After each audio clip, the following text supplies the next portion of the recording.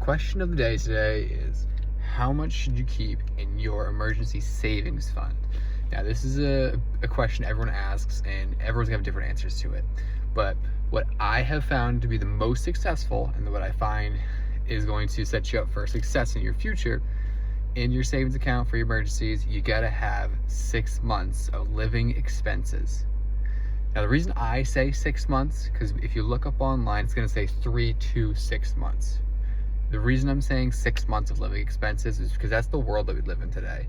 Things are really expensive, and when things go wrong, they cost a lot. I mean, you can see I sit in my car here when I make these videos. If something goes wrong with my car, that could be a $200 expense, that could be a $1,000 expense. It could be way more than that. Who knows, depends on what it is. And especially given our current circumstances, gas prices are super high. There's threats of threats of a war, or there is a war. There's just so much going on that there's a lot of uncertainty. So when there's uncertainty, you need to stockpile more in your savings to make sure you are safe.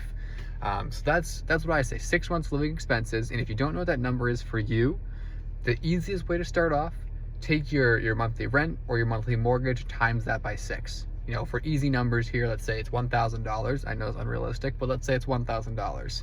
So you'd want to have $6,000. And now you can toss on utilities, heating, or prices for gas if you drive a car, or anything else that you expect. But the basic that I say is start with your living expenses, mainly your mortgage or your rent, because that's where you're gonna live, and have 6 months of that covered. Then you can start really getting into the nitty gritties and number crunching exactly how much you spend on a 6 month basis.